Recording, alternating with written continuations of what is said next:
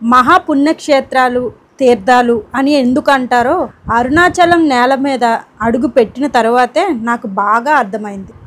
ఆలయం చుట్టూ ఎంత పాజిటివ్ ఎనర్జీ ఉందో మాటల్లో అయితే చెప్పలేను. మన పెద్దలు అంటూ ఉంటారే, అరుణాచలం రావాలంటే ఆ శివుడు ఆజ్ఞ ఉండాలని. అది ఖచ్చితంగా నిజమే.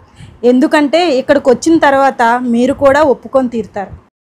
అయితే మేము అరుణాచలం ప్రయాణం అయినప్పుడు మాకు ఈ చైత్ర పౌర్ణమి నాడు ఇంత వైభవంగా ఇక్కడ ఉంటుందని అస్సలు అనుకోలేదు.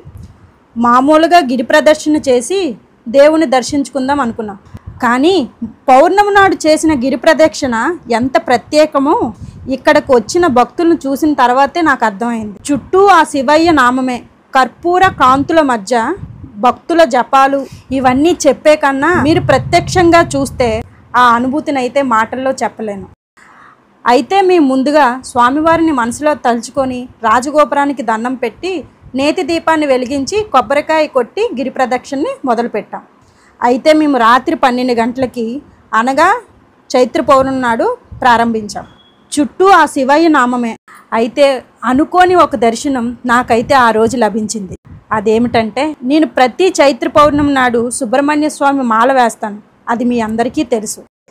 అయితే నేను ఈసారి అరుణాచలం రావడం వల్ల ఆ మాలను వేసుకోలేకపోయాను. దానికి కొంచెం మనసులో వెలితిగా ఉన్నా ఆ రోజు చైత్ర పౌర్ణమి నాడు సుబ్రహ్మణ్య స్వామిని ఎంతో అంగరంగ వైభవంగా పల్లకిలో ఊరేగిస్తూ స్వామివారిని తీసుకొని వచ్చారు. ఆయన చూడగానే ఆ క్షణం నా మనసు ఆనందంతో నిండిపోయింది. మరొకసారి నమ్మక తప్పదు, భగవంతుడు ఉన్నాడని, మనతోటే ఉంటాడని. నా దేవుణ్ణి చూడగానే నాకు అత్యంత ఆనందం అనిపించింది. ఆ సుబ్రహ్మణ్య స్వామికి నమస్కారం చేసి ఆ శివయ్య ఆశీస్సులతో గిరి ప్రదక్షిణని మొదలుపెట్టాను. అయితే చాలామంది గిరి ప్రదక్షిణలో శివలింగాల్ని చూపిస్తూ ఉంటారు. అక్కడంతా ఏం జరుగుతుందో అనేది మనకి ఒక బ్లాగ్స్ రూపంలో చూపిస్తూ ఉంటారు. నేను కూడా మీ అందరికీ వీడియో రూపంలో చూపించాలనే అనుకున్నాను.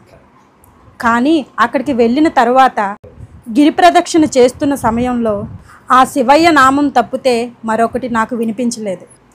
వీడియోల వల్ల మా మనసు ఆలోచనలు పక్కదారి పట్టకూడదు కాబట్టి నేను వీడియోలు తీయలేకపోయాను. ఎందుకంటే గిరి ప్రదక్షిణ అనేది మామూలు విషయం కాదు. ఆ స్వామికి అత్యంత ప్రీతికరమైనది.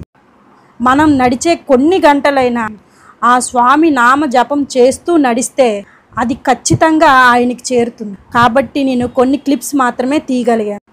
మిగతావన్నీ మా మేనల్లులు తీశారండి. అవన్నీ ఇప్పుడు మీకు చూపిస్తున్నాను.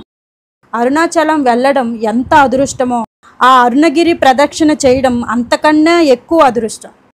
సాక్షాత్ మహానుభావులు ఎంతోమంది ఈ అరుణగిరి చుట్టూ ప్రదక్షిణలు చేస్తూ ఎంతోమంది ముక్తిని పొందారు.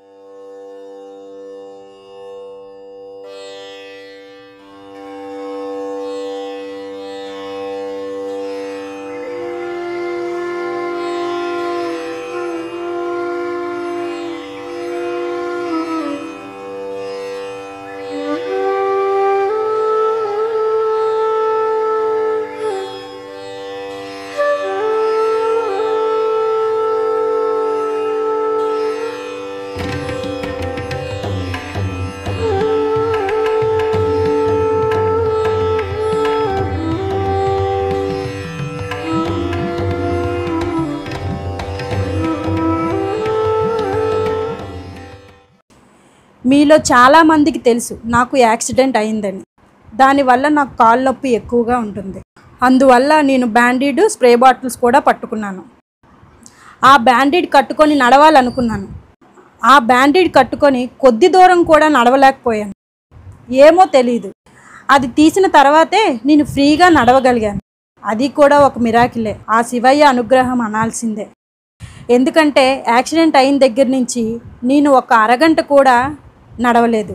అలాంటిది ఈ గిరి ప్రదక్షిణకి నేను 6 గంటలు ఈ 14 కిలోమీటర్లు ఎలా నడిచానా అనేది నాకే ఆశ్చర్యంగా ఉంది.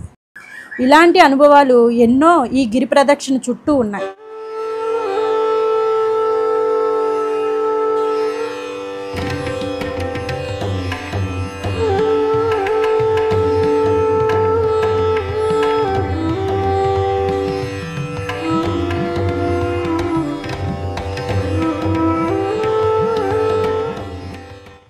గిరి ప్రదక్షిణ చేస్తున్నప్పుడే మార్గ మధ్యంలో భగవాన్ శ్రీ రమణ మహర్షి ఆశ్రమం అలానే మోక్ష మార్గం మనకి కనబడుతుంది.